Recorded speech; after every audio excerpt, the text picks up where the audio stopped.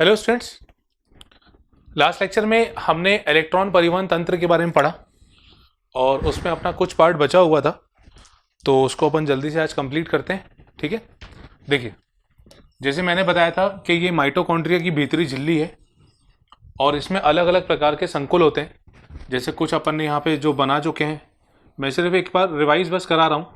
ये संकुल नंबर 1 था, ये वाला संकुल नंबर 2, फिर यहाँ पे एक संकुल था, इसी तरह यहाँ पे भी एक संकुल है ना, और आखिरी में जो अपना बचा हुआ पार्ट था यहाँ पे संकुल था इस तरह से। ये वाला हो गया पेरी माइटोकॉन्ड्रियल स्पेस और यहाँ पे हो गया अगात्री यानी मैट्रिक्स। अगर आपने पुराना लेक्चर नहीं देखा है तो ये वाला आपको समझ में बहुत दिक्कत से आएगा। ठीक है, और मेरी सलाह तो यही है कि आप पहले पुराना लेक्चर पूरा कंप्लीट करिएगा, उसके बाद इसे देखिएगा, क्योंकि यहाँ तक जो चेंजेस हो रहे थे, यहाँ तक जो चीज़ें हो रही थी वो अपन पहले पढ़ चुके हैं। आज मुझे सिर्फ ये वाला पार्ट कराना है, संकुल नंबर 5 में जो चीज़ें होती हैं उसके बारे में। चलिए, उसको स्टार्ट करने से पहले मैं एक बार जल्दी से इसको रिवाइज कराता हूँ, सिर्फ मैं बताता जा रहा हूँ। ठीक है, यहाँ पे संकुल नंबर 1 जो होता है, यहाँ पे कौन सा एंजाइम होता है? NADH dehydrogenase. संकुल नंबर 2 जो है ये वाला, यहाँ पे जो एंजाइम होता है इसको अपन कहते हैं सक्सिनिक डिहाइड्रोजिनेज। यहाँ पे होता है साइटोक्रोम BC1 और यहाँ पे होता है साइटोक्रोम A और A3। जो संकुल नंबर 4 होता है उसमें साइटोक्रोम A और A3 के अलावा 2 कॉपर केंद्र होते हैं। ठीक है, और ये है संकुल नंबर 5 जिसके बारे में आज हमें पढ़ना है। इसके अलावा मैं NCERT के डायग्राम को भी क्लियर करूंगा, जो NCERT में डायग्राम दिया हुआ है उसको भी अपन समझेंगे। तो जो आपको जो इजी लगता है दोनों में से, वो आप उससे क्वेश्चंस को सॉल्व कर सकते हैं और तैयारी कर सकते हैं इसकी। ठीक है, अब देखिए संकुल नंबर 5 में जो चेंजेस होते हैं, पहले तो यहाँ से जब अपन बात करते हैं तो यहाँ से जब NADH2 एंटर करता है, NADH2 एंटर करता है और NAD+ बनाता है, तो यहाँ से बाहर आते हैं 4 प्रोटॉन्स। ठीक है, यहाँ से कोई प्रोटॉन बाहर नहीं आता, यहाँ से आते हैं 4 प्रोटॉन्स, जिसमें 2 इसके होते हैं और 2 इसके होते हैं। यहाँ से बाहर आते हैं 2 प्रोटॉन्स। ठीक है, तो यहाँ पे धीरे धीरे प्रोटॉन की सांद्रता, ये जो PMS है, पेरी माइटोकॉन्ड्रियल स्पेस है, यहाँ पे प्रोटॉन की सांद्रता बढ़ती जाती है। इसके अलावा सांद्रता प्रवणता के कारण, मतलब कंसंट्रेशन ग्रेडियंट के कारण, यहाँ पे प्रोटॉन जो होता है वो अपने ज़्यादा लेवल से, मतलब अधिक उच्च स्तर से निम्न स्तर की तरफ यानी कम लेवल की तरफ जाता है, मतलब वो अब आगे की तरफ जाएगा। ठीक है, तो अब यहाँ संकुल नंबर 5 में जो चेंजेस हो रहा है ये मैं बात करने वाला हूँ। जैसे ये हो गई भीतरी झिल्ली। ठीक है, इसको थोड़ा सा मैं बड़ा बनाता हूँ, ये भीतरी झिल्ली हो गई और इसमें संकुल नंबर 5 कुछ इस तरह से अपन ने बनाया था। ठीक है, उसको अपन ने नीचे की तरफ बनाया था, ये मैं इसको इस तरह से बना रहा हूँ। तो ये है संकुल नंबर 5। अब इसमें जो याद करने वाली चीज़ है, पहली बात तो आप ये ध्यान रखिए कि यहाँ पे ये होता है F0, ये वाला भाग होता है F1, और इस F1 भाग में एक एंजाइम पाया जाता है जिसको अपन कहते हैं ATP सिंथेस। यहाँ पे एक एंजाइम होता है ATP सिंथेस। ठीक है, अब यहाँ पे ये वाला पार्ट हो गया इसका PMS और ये हो गया अगात्री वाला पार्ट यानी मैट्रिक्स वाला भाग। अब यहाँ पे देखिए, यहाँ पे प्रोटॉन की सांद्रता क्योंकि ज़्यादा थी, तो अब ये प्रोटॉन एंटर करते हैं यहाँ से F0 में, यानी F0 जो है ये मेम्ब्रेन में धंसा हुआ पार्ट है। ठीक है, झिल्ली में धंसा हुआ पार्ट है। तो यहाँ अपन लिख देते हैं कि F0 जो है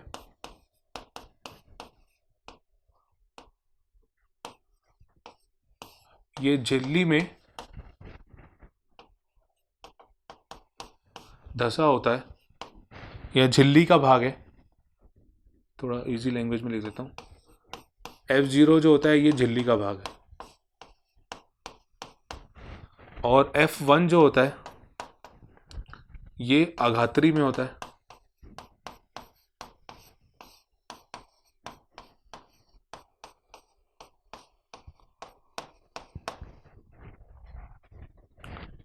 ठीक है, ये अघात्री का भाग है और ये झिल्ली का भाग है। अब यहाँ पे प्रोटॉन एंटर करते हैं और प्रोटॉन जाते हैं F0 के पास। प्रोटॉन यहाँ से प्रवेश करेगा। प्रोटॉन को अंदर आने का मतलब F1 तक जाने का रास्ता जो है ये देता है F0। ठीक है, तो F0 जो है ये प्रोटॉन को मार्ग दिखाता है या मार्ग देता है। कहाँ का मार्ग देता है? F1 तक जाने के लिए, F1 पे जाने के लिए ये इसको रास्ता देता है। अब प्रोटॉन यहाँ पे प्रवेश कर रहा है, ठीक है, तो प्रोटॉन जब यहाँ से इसको पार करके जाएगा F1 के पास। F1 में बहुत सारी इकाइयाँ होती हैं, पर अभी अपन उतना डीप में नहीं जाते हैं क्योंकि हमारे काम का नहीं है। ठीक है, ऐसे बीटा होती है, गामा होती है, अल्फा होती है, ऐसी कुछ इकाइयाँ होती हैं। पर हम ये ध्यान रखते हैं कि ये जो इकाइयों के द्वारा कुछ यूनिट्स होती हैं जिसके कारण यहाँ पे ये जो प्रोटॉन होता है ये ATP का निर्माण, मतलब इसके एंट्री के कारण ATP का निर्माण होता है। प्रोटॉन के कारण ATP का निर्माण होता है। ठीक है, NCERT बुक में आपको दिया हुआ है कि 2 प्रोटॉन एंटर करते हैं तो 1 ATP का निर्माण होता है, और जो नया कॉन्सेप्ट है उसके अकॉर्डिंग 4 प्रोटॉन के कारण ATP का निर्माण होता है। ठीक है, पर मैक्सिमम जो क्वेश्चंस आते हैं वो NCERT के बेस पर आते हैं, उनके आंसर भी NCERT के बेस पर होते हैं, तो हमें वही चीज़ें उसके अकॉर्डिंग करनी होती है, क्योंकि नीट में NCERT स्टैंडर्ड बुक की तरह फॉलो की जाती है और काफ़ी सारे क्वेश्चन उससे बनते हैं। तो 2 प्रोटॉन के हिसाब से हम ATP का कैलकुलेशन वहाँ पे करेंगे। तो अब यहाँ पे देखिए, प्रोटॉन जब यहाँ पे एंटर कर रहे हैं तो एंटर करने के कारण, और दूसरी बात कि शुरुआत से अगर हम देखें तो जैसे कोई जैसे अंदर वाला जो भाग है, जैसे FMN हो गया, FAD हो गया, साइटोक्रोम B हो गया, C1 हो गया, ये इलेक्ट्रॉन को बारी बारी ग्रहण करते हैं और फिर ये उसको छोड़ते भी हैं। तो इलेक्ट्रॉन को ग्रहण करने में या उसको छोड़ने में कुछ ना कुछ ऊर्जा मुक्त होती है, और जब ऊर्जा मुक्त होगी तो उस ऊर्जा का उपयोग करके यहाँ पे जो ATP सिंथेस है ये क्या करेगा, ये उस ऊर्जा का उपयोग करके ADP और इनऑर्गेनिक फॉस्फेट को आपस में जोड़ देगा, और जोड़ने के बाद फाइनली क्या बनाएगा? ATP। तो इस तरह से ATP का निर्माण होता है, और ये संकुल नंबर 5 में होता है। इसीलिए संकुल नंबर 5 में जो प्रोसेस होता है उसको अपन कहते हैं ऑक्सीकरणी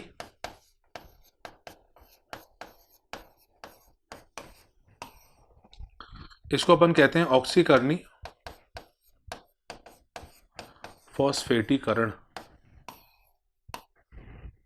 इस प्रक्रिया को अपन ऑक्सीकरणी फॉस्फेटीकरण कहते हैं।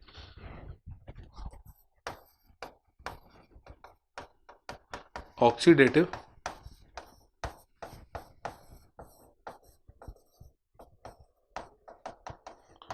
फॉस्फोरिलेशन। और ये कहां पे होता है? ये होता है संकुल नंबर 5 में। ठीक है, तो इस तरह से ATP का निर्माण होता है। अब अपन आते हैं NCERT वाले डायग्राम पे। ठीक है, तो NCERT वाला डायग्राम मैं आपको समझाता हूं कि किस तरह से होता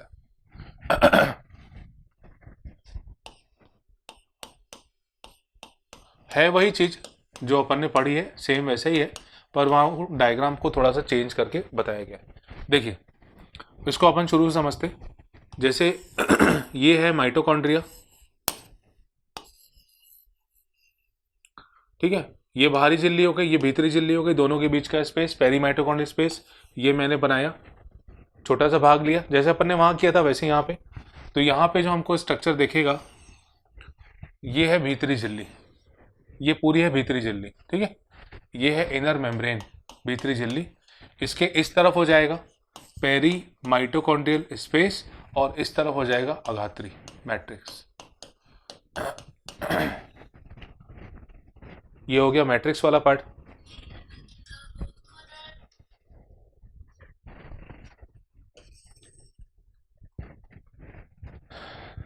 अब यहां पे जो संकुल हैं, अलग अलग संकुल हैं यहाँ पे। जैसे ये मैंने बनाया संकुल नंबर 1, ठीक है, ये संकुल नंबर इसके बाद 3,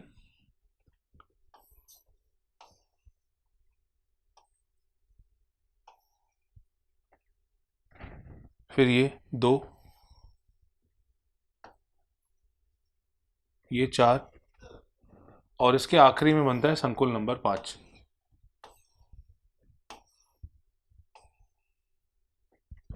इस तरह से। तो ये अलग अलग संकुल दिए हैं। अब इसमें अपन एक एक करके बात कर रहे हैं।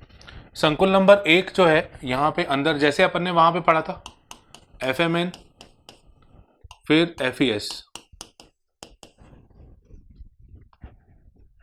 इसको मैं यहां से रफ कर देता हूं ना।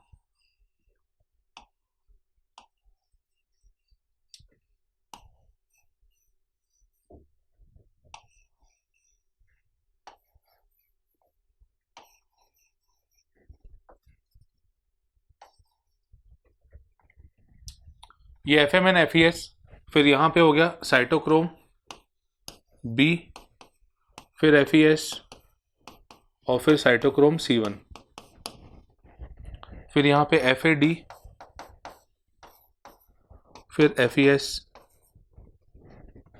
आखिरी वाले में यहाँ पे आएगा साइटोक्रोम A, फिर copper A, cytochrome A3, copper B। ठीक है। और आखिरी वाला जो संकुल है ये F0 और F1। तो F0 F1 जो अपन ने अभी पढ़ा वो तो बिल्कुल सेम वैसे ही है। ठीक है। और इसमें अपन अब आगे डिस्कस करते हैं। देखिए,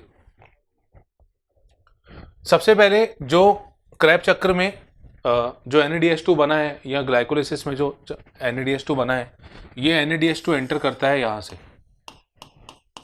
तो ये NAD+H+ जब यहाँ से एंटर करेगा तो ये बदल जाएगा NAD+ में। ठीक है। अब यहाँ से जो प्रोटॉन है वो आगे बढ़ेंगे। अच्छा, एक बात ये कि यहाँ पे होता है यूबिक्विनोन, फिर ये होता है यूबिक्विनोन। यहाँ पे अपन को 2 जगह शो करना पड़ेगा क्योंकि अपन ने इस तरह से बनाया हुआ है इसको। और यहाँ पे होता है साइटोक्रोम C, यहाँ पे होता है साइटोक्रोम C। ठीक है। तो अब क्या होता है इसमें, देखिए, जब NADH2 ने इलेक्ट्रॉन दिया और प्रोटॉन दिया तो इलेक्ट्रॉन का जो डायरेक्शन है, ये इलेक्ट्रॉन का डायरेक्शन मैं यहाँ से बता रहा हूँ। ये इलेक्ट्रॉन जाएगा यूबिक्विनोन के पास, यहाँ से होता हुआ इस तरह से आगे बढ़ेगा और फिर ये यहाँ से होता हुआ, मतलब कॉम्प्लेक्स 2 को, संकुल 2 को इन्वॉल्व नहीं करेगा और यहाँ से वो आगे बढ़ेगा इस डायरेक्शन में और एंटर करेगा यहाँ पे। देखिए, वहाँ पे भी यही हो रहा था, वहाँ पे भी ऐसे ही हो रहा था ना। संकुल नंबर 1 से फिर वहाँ पे डायरेक्ट वो 3 में जा रहा था, 2 में तो जा नहीं रहा था क्योंकि 2 से कौन सा जाता है, जब FADH2 आता है तब। अच्छा, प्रोटॉन का डायरेक्शन यहाँ पे क्या हो जाएगा प्रोटॉन का जो डायरेक्शन है, प्रोटॉन का डायरेक्शन ये हो जाएगा कि FES के पास गया, यूबिक्विनोन के पास, यूबिक्विनोन के बाद फिर इस संकुल में गया, इस संकुल से फिर वो PMS में आ जाता है। कुछ पार्ट उसका PMS में आ जाता है और कुछ पार्ट उसका आगे की तरफ बढ़ जाता है। सेम यही चीज वैसे ही यहाँ पे भी है ना। अच्छा, इस दौरान यहाँ से प्रोटॉन कुछ बाहर आते हैं, 4 प्रोटॉन यहाँ से बाहर आएंगे। फिर ये संकुल नंबर 3 है तो 4 प्रोटॉन यहाँ से बाहर आएंगे। संकुल नंबर 2 से तो कोई प्रोटॉन बाहर आता नहीं है। ये वाला है संकुल नंबर 1, ये वाला है संकुल नंबर 3, ये है संकुल नंबर 2 और ये है संकुल 4 और आखिरी वाला है संकुल 5। यहाँ पे अरेंजमेंट थोड़ा सा अलग है, 1 3 2 4 5 है और वहां पे अपन ने सीधे लाइन से देखा था 1 2 3 4 5। ठीक है। इलेक्ट्रॉन का मूवमेंट वैसे ही होगा। अब जैसे FADH2 है, जब FADH2 यहाँ पे एंटर करेगा तो ये FADH2 FAD+ में यहाँ पे बदलेगा। ठीक है। अब ये FAD+ जब यहाँ से एंटर करेगा तो सेम कंडीशन वही बनेगी कि इलेक्ट्रॉन यहाँ से जब आएंगे तो जाएंगे यूबिक्विनोन से होते हुए वापस यही पाथ, यही रास्ता वो फॉलो करेंगे सेम यहाँ से। और प्रोटॉन की कहानी भी कुछ ऐसे ही है कि प्रोटॉन यहाँ से एंटर करेगा, यूबिक्विनोन से होता हुआ वो भी सेम इसी रास्ते पे फॉलो करेगा। ठीक है भाई, संकुल नंबर 2 से कोई प्रोटॉन तो बाहर आने नहीं है, संकुल नंबर 1 और 3 से बाहर आने हैं, तो वो अपन यहाँ पे शो कर रहे हैं। अब यहाँ पे क्या होगा कि ये प्रोटॉन की सांद्रता यहाँ धीरे धीरे बढ़ती जाएगी क्योंकि 4 प्रोटॉन वहाँ पे रिलीज होते जा रहे हैं। नीचे की तरफ प्रोटॉन कम है तो नीचे की तरफ वो प्रोटॉन मूव करने लगेंगे। तो मूव करने के बाद वो एंटर करते हैं संकुल नंबर 4 से, वो संकुल नंबर 4 पे एंटर करेंगे और कुछ प्रोटॉन संकुल नंबर 5 पे भी चले जाएंगे। तो संकुल नंबर 4 से जब प्रोटॉन क्रॉस करेंगे, एंटर करेंगे और वो बाहर आएंगे, तो यहाँ पे लास्ट में क्या उनको मिलता है, ऑक्सीजन। ठीक है, ऑक्सीजन संकुल नंबर 4 के आसपास, और ये इलेक्ट्रॉन और ये प्रोटॉन जब संकुल नंबर 4 से होता हुआ ऑक्सीजन के पास जाएगा तो फाइनली क्या बनेगा, जल बनेगा। जैसा अपन ने पिछले में पढ़ा है वही सब है बेटा। इसीलिए इसको अच्छे से समझने के लिए आपको पुराना लेक्चर देखना ही पड़ेगा। जब तक पुराना क्लियर कॉन्सेप्ट नहीं होगा तब तक इसमें आप आगे नहीं बढ़ पाएंगे। संकुल नंबर 5 में जो कहानी बन रही है वो अभी अपन ने ऊपर डिस्कस किया, वो सेम है। ठीक है, बिल्कुल सेम है। संकुल नंबर 5 में जो अपन ने पढ़ा, ये संकुल नंबर 5 में होने वाली घटना है। जो भी इसमें चीजें होती हैं वो अपन ने जैसे यहाँ पे वैसे ही वहां पे भी। तो ये हो गया इलेक्ट्रॉन ट्रांसपोर्ट सिस्टम, इलेक्ट्रॉन परिवहन तंत्र पूरा। और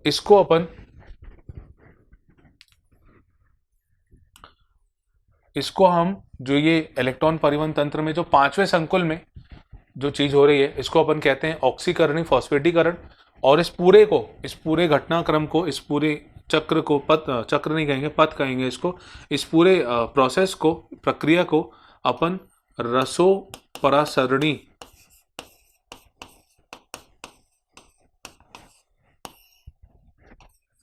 परिकल्पना, इसको हम रसोपरासरणी परिकल्पना कहते हैं, जो कि पी मिशेल के द्वारा बताई गई थी। ये पूरी की पूरी जो प्रोसेस है, प्रक्रिया है, इसको हम रसोपरासरणी परिकल्पना कहते हैं। इंग्लिश में इसको हम कहते हैं केमी ऑस्मोटिक हाइपोथेसिस।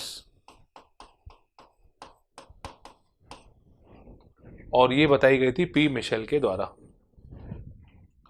ठीक है, तो अब आप इसको अच्छे से याद करिए।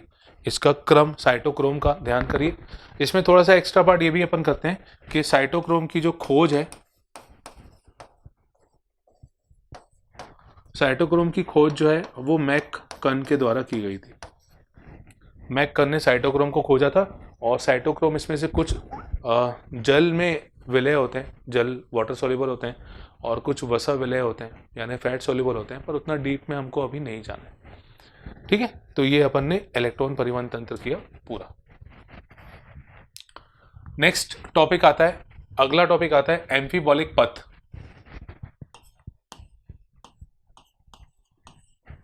नेक्स्ट टॉपिक है एम्फीबॉलिक पथ।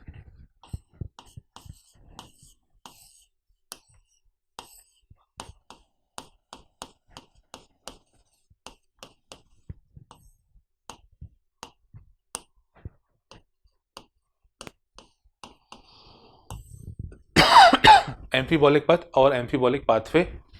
देखिए एम्फीबॉलिक पथ क्या होता है, अपन एम्फीबॉलिक पथ मतलब इसमें दो चीजें होती हैं। इसमें आता है चीजों का संश्लेषण यानी एनाबॉलिज्म, संश्लेषण मतलब बनाना यानी एनाबॉलिज्म, और दूसरा आता है कैटाबॉलिज्म मतलब टूटना यानी पदार्थों का बनना और टूटना। इन दोनों को मिलाकर अपन कहते हैं, इन दोनों को मिलाकर अपन कहते हैं, इन दोनों को, अरे कहाँ भाग रहा है, इन दोनों को मिलाकर अपन कहते हैं एम्फीबॉलिक पथ। ठीक है, एम्फीबॉलिक पथ मतलब जिसमें एनाबॉलिज्म और कैटाबॉलिज्म दोनों आता है, मतलब इसको अपन मेटाबॉलिज्म भी कहते हैं। और जो श्वसन प्रक्रिया होती है, जो रेस्पिरेशन होता है, और रेस्पिरेशन को अपन एम्फीबॉलिक पथ के नाम से जानते हैं। अब यहाँ पे एम्फीबॉलिक इस पथ इसको क्यों कह रहे हैं, देखिए चीजों का टूटना तो ये हमने देख लिया कि कई क्रेब चक्र में जो बहुत सारे उत्पाद है वो टूटकर दूसरी दूसरी चीजें बना रहे हैं, पर कई ऐसे उत्पाद भी होते हैं जो दूसरे पदार्थों का निर्माण भी करते हैं। ऐसे कुछ नाम मैं आपको बताता हूं, जैसे एक हो गया एसिटाइल कोएंजाइम ए। ध्यान होगा आपको, ये 2 कार्बन कंपाउंड था। एसिटाइल कोएंजाइम ए से कई सारी चीजें बनती हैं, जैसे कैरोटीनॉइड। ठीक है, एक हार्मोन बनता है जिब्रेलिन, ये पादप वृद्धि नियामक है, प्लांट ग्रोथ हार्मोन है जिब्रेलिन। फिर दूसरा आता है ऐसे ही succinyl coenzyme A. Succinyl coenzyme A से निर्माण होता है क्लोरोफिल का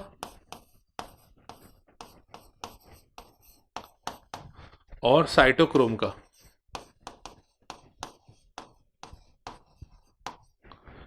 क्लोरोफिल और साइटोक्रोम सक्सिनिल कोएंजाइम ए से बनते हैं। नेक्स्ट आता है ऑक्सैलो एसिटिक एसिड।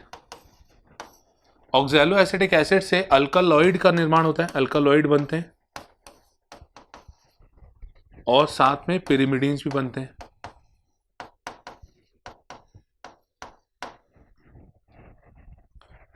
फिर एक आता है अल्फा कीटो ग्लूट्रिक अम्ल।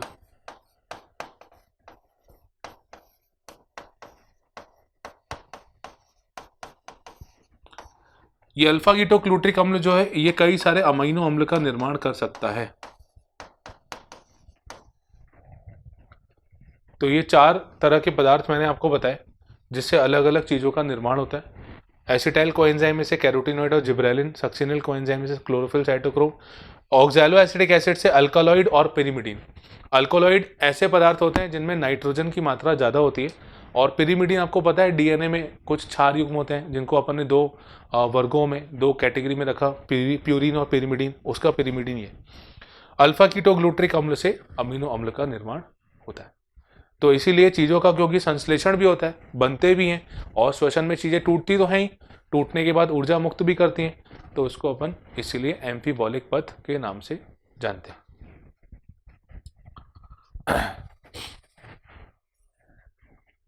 चलिए नेक्स्ट प्रोसेस अपन पढ़ते हैं। अगली प्रक्रिया है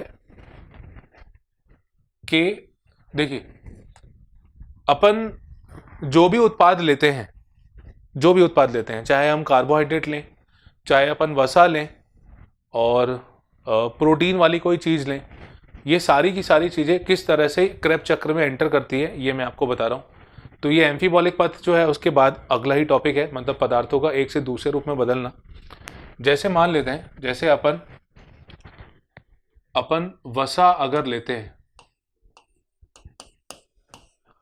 मतलब फैट्स अगर अपन लेते हैं, ठीक है, और कार्बोहाइड्रेट हम लेते हैं अगर,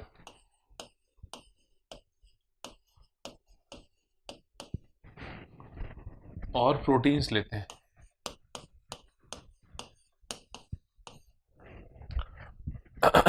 अब देखिए पहले तो मैं आपको ग्लाइकोलिसिस के थ्रू ग्लाइकोलिसिस वाली चीजें याद कराता हूं। जैसे वहां पे कार्बोहाइड्रेट ग्लूकोज था, ग्लूकोज से कई सारी चीजें बनती हैं।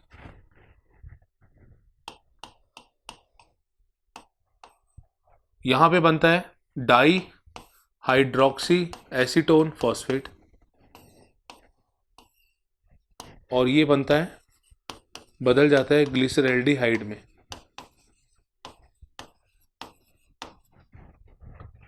ग्लिसरैल्डिहाइड से फिर 1,3 डाईपेगा यानी 1,3 डाई फॉस्फोग्लिसरिक एसिड, उसके बाद पायरुविक एसिड,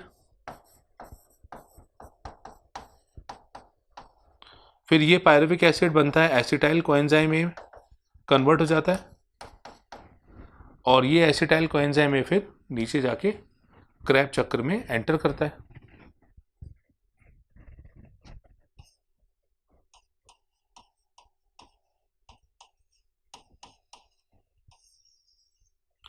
और क्रेब्स चक्र के साथ साथ फिर ईटीएस चलता है और जो भी बाकी सारी चीजें, ठीक है।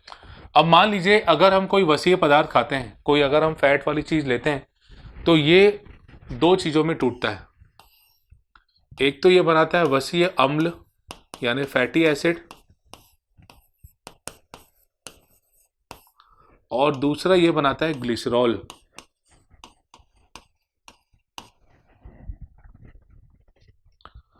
ठीक है, तो ग्लिसरॉल जो यहाँ पे बनता है, ये ग्लिसरॉल बदल जाता है डाईहाइड्रोक्सी एसीटोन फॉस्फेट में और आगे की प्रक्रिया इसमें वैसे हो जाती है। ग्लिसरॉल बदलेगा डीएचएपी में और वो ग्लिसरैल्डिहाइड में, फिर 1,3 diphosphoglyceric acid, 3 phosphoglyceric acid, 2 phosphoglyceric acid, pyruvic acid और उसके बाद फिर एसिटाइल कोएंजाइम ए।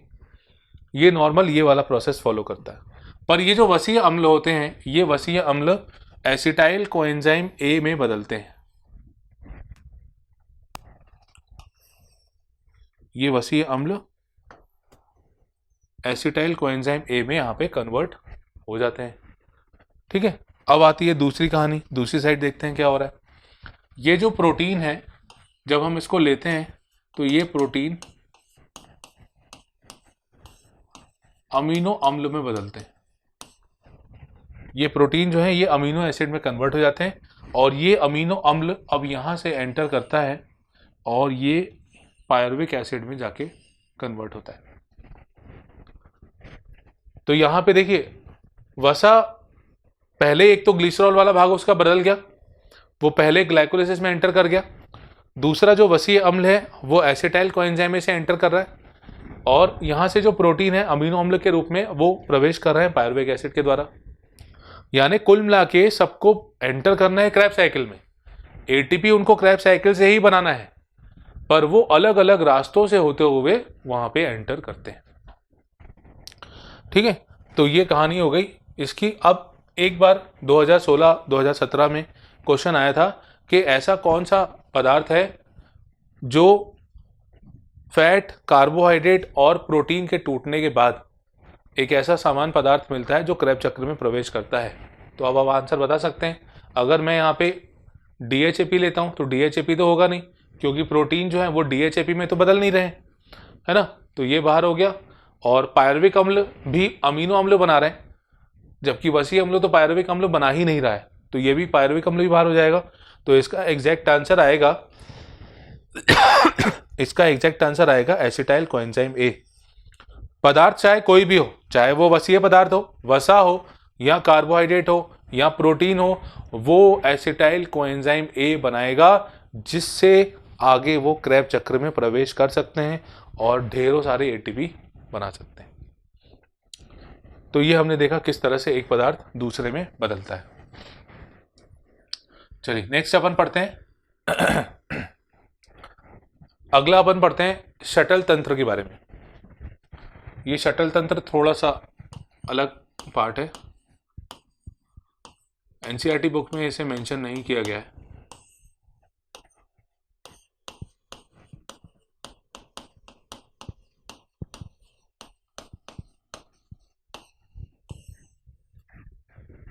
शटल तंत्र एक्चुअली होता क्या है, शटल सिस्टम क्या होता है, ये अपन अब बात करने वाले हैं। देखिए जैसे ये हमारी कोशिका है, ठीक है, समझिएगा इसको। जैसे ये पूरी एक कोशिका है और कोशिका के अंदर केंद्रक है और ये माइटोकॉन्ड्रिया है। माइटोकॉन्ड्रिया में थोड़ा सा बड़ा बना रहा हूं,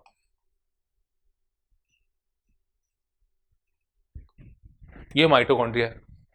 अब माइटोकॉन्ड्रिया की जो भीतरी झिल्ली होती है, ये भीतरी झिल्ली NADH2 के प्रति अपारगम्य होती है।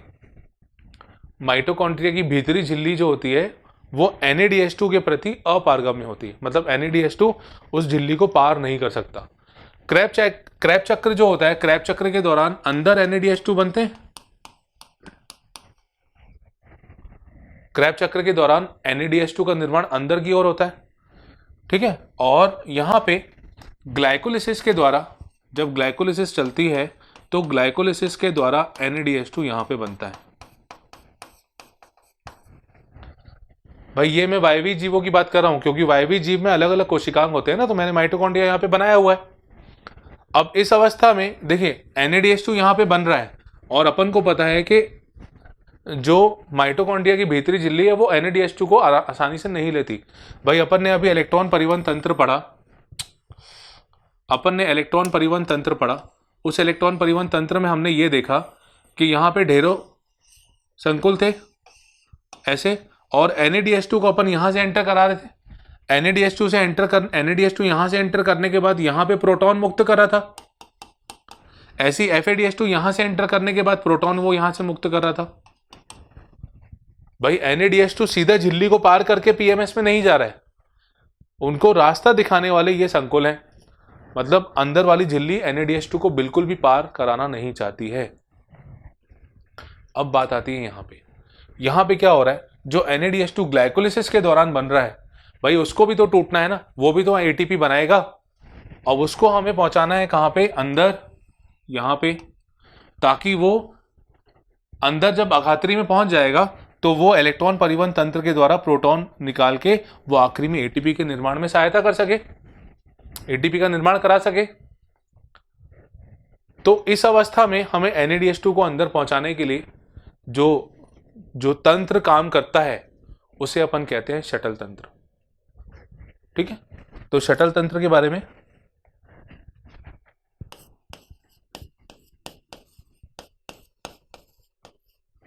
कोशिका द्रव्य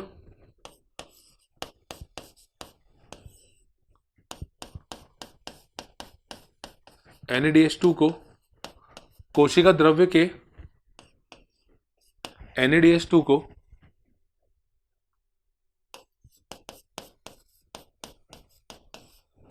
आघात्री तक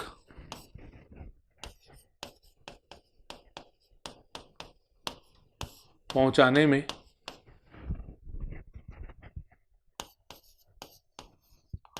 कुछ तंत्र कार्य करते हैं।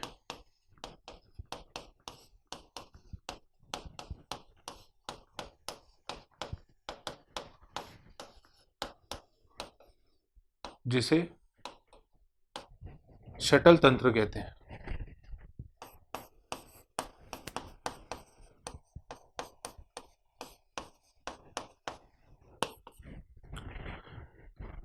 स्वाभाविक सी बात है कि शटल तंत्र प्रोकैरियोट में नहीं पाए जाते।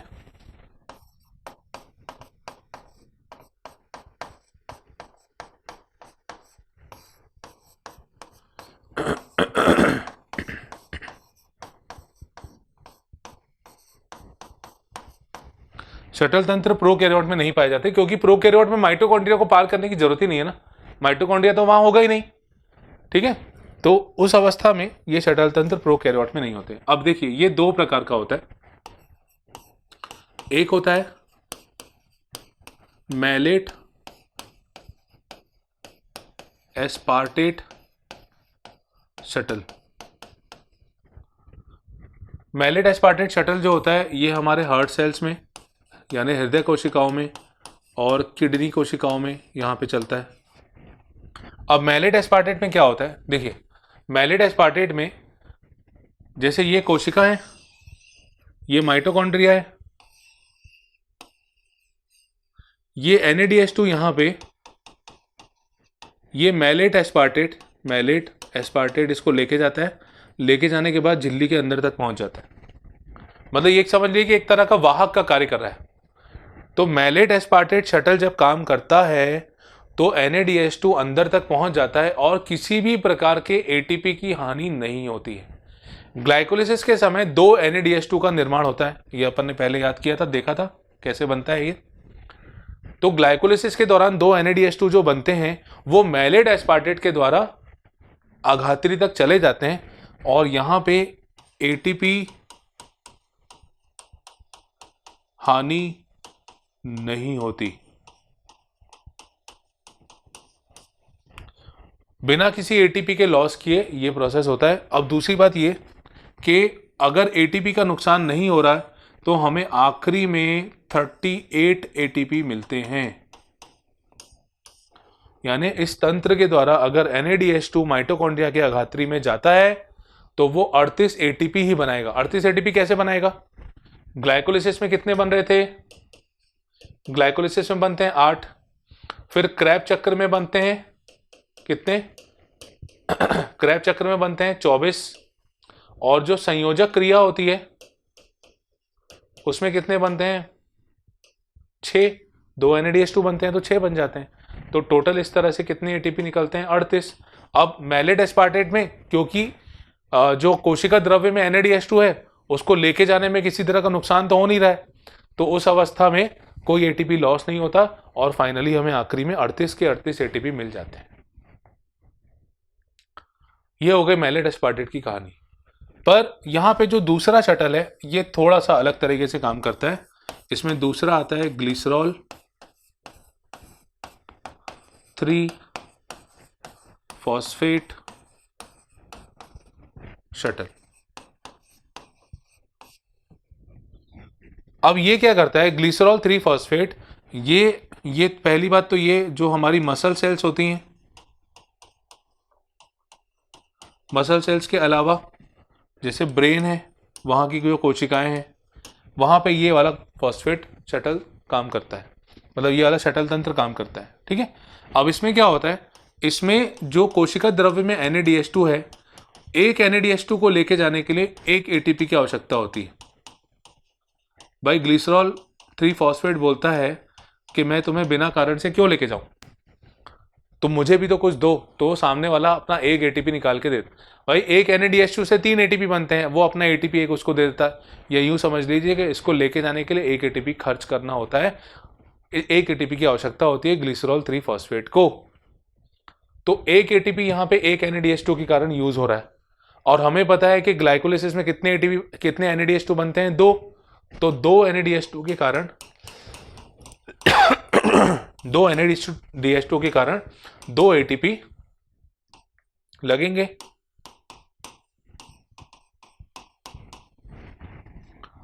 मतलब इस प्रक्रिया में 2 ATP का नुकसान, 2 ATP की हानि या 2 ATP उपयोग हो जाते हैं। जब 2 ATP उपयोग हो गए तो अभी हमारे पास श्वसन में कितने ATP मिल रहे थे, 38। अब 2 अगर माइनस हो गए, 2 ATP उपयोग हो रहे हैं इसमें, तो ATP कितने मिलेंगे, 36।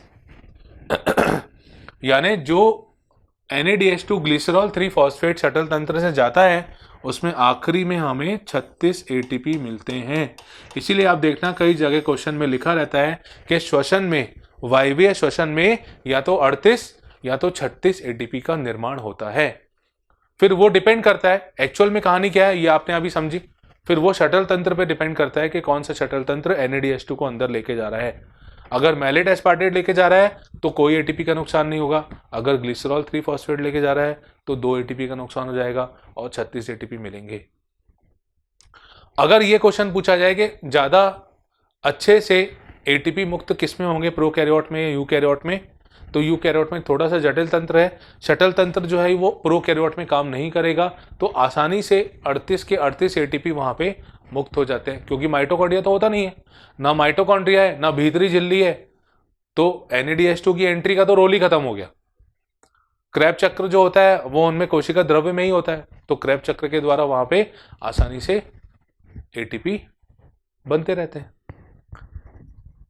तो ये हमने आज कंप्लीट किया इलेक्ट्रॉन परिवहन तंत्र का दूसरा पार्ट, और NCERT को डायग्राम को समझाते हुए मैंने उसमें चीज़ें बताई हैं, और साथ साथ में एम्फीबॉलिक पथ क्या होता है और शटल तंत्र के बारे में मैंने यहाँ पे आपको क्लियर किया। इसके आगे हम नेक्स्ट क्लास में कंटिन्यू करेंगे। Thank you.